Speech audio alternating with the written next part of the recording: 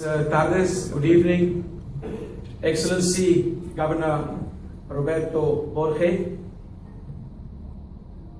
my very dear friend, Senor Rafael Aguirre, the Dean of the Honorary Consular Corps, Mr. Rudolf Bitov, members of the Honorary Consular Corps, distinguished members of the local government, the director of the SRE in Cancun, in Quintana Roo, and all the very distinguished ladies and gentlemen and friends that have gathered here tonight. A very good evening once again to you all.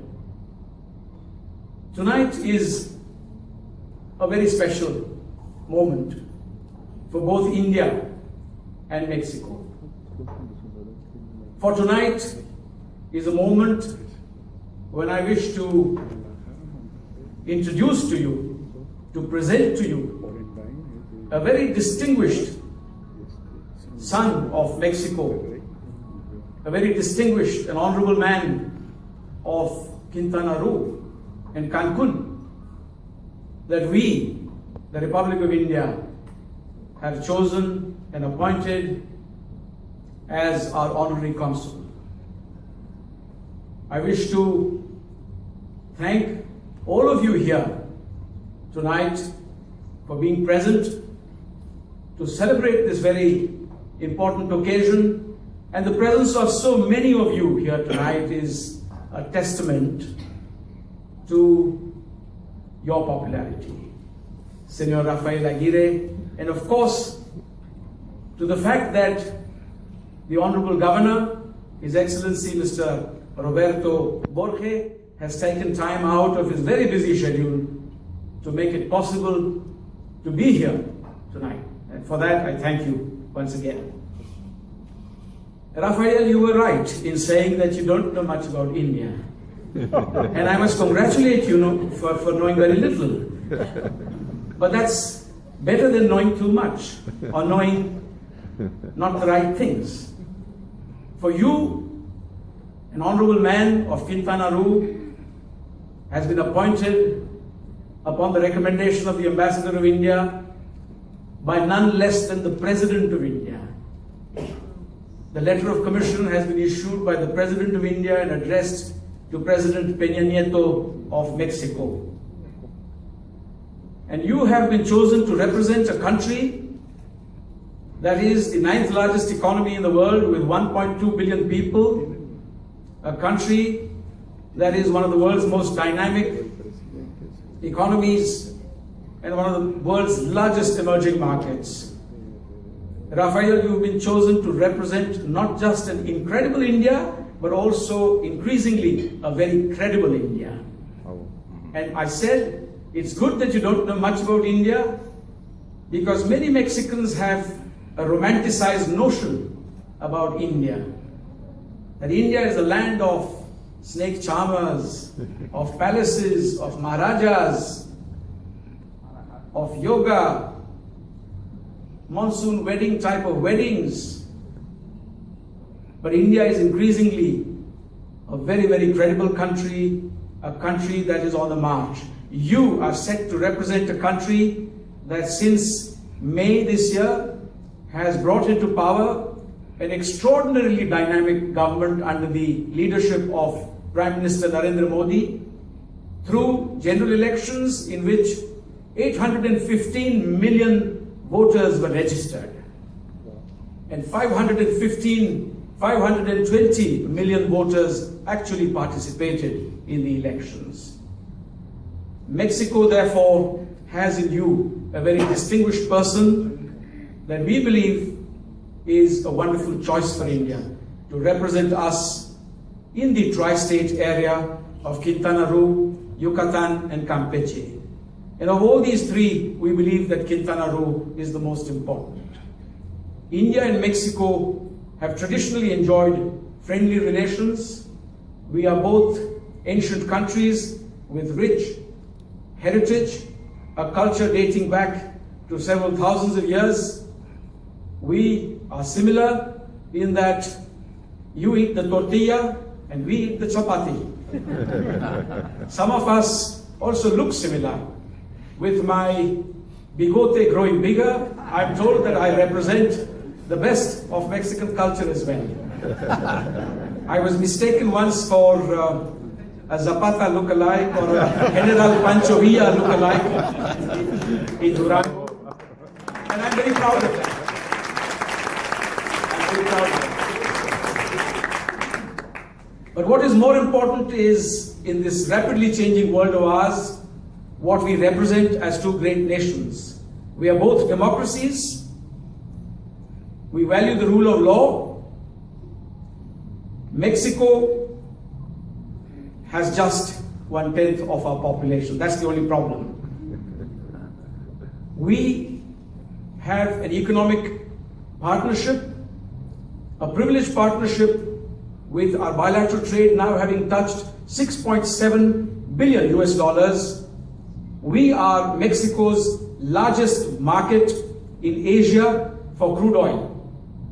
And that includes China, Japan, Korea, and the rest. India is the biggest market for Pemex in Asia. We are your third largest market globally after the United States and Spain. But what is even more important is this two-way economic engagement that has already brought in about 40 Indian companies with major investments in Mexico in fields ranging from information technology to pharmaceuticals to the automotive sector.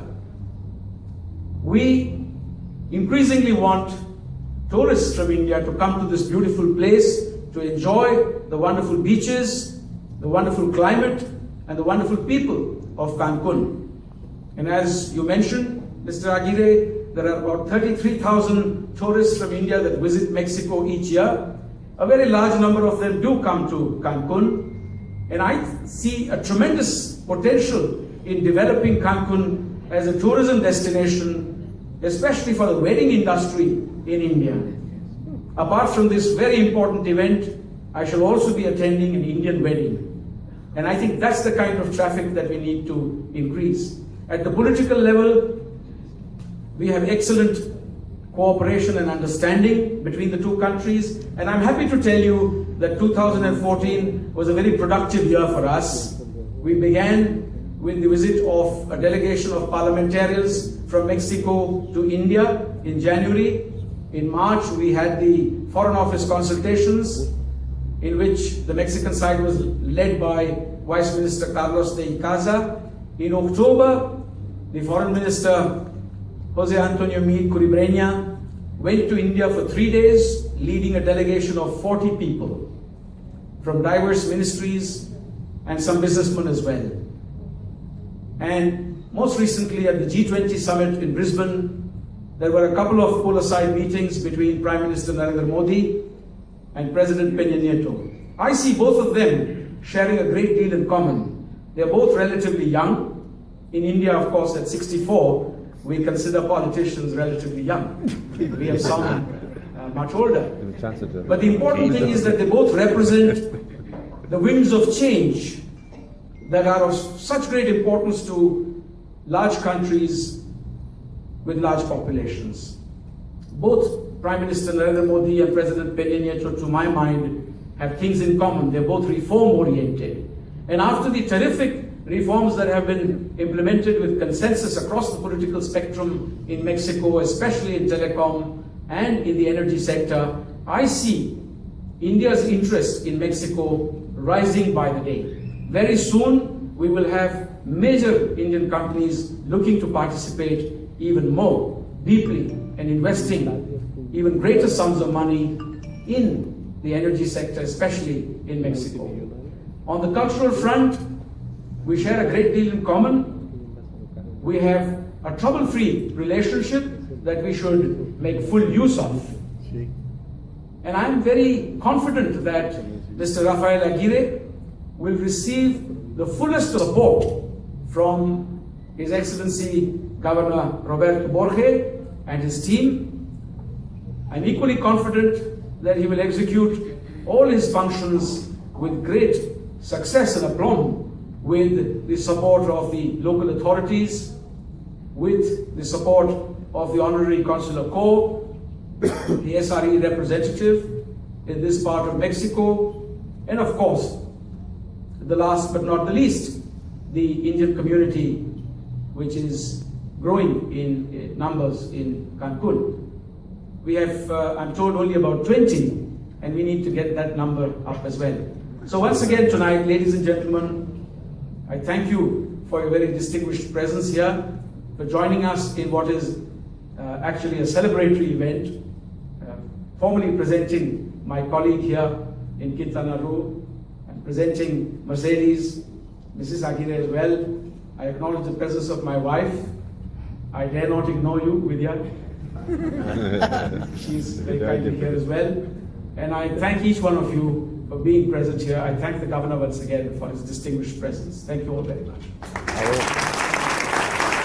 Agradecemos a todos y a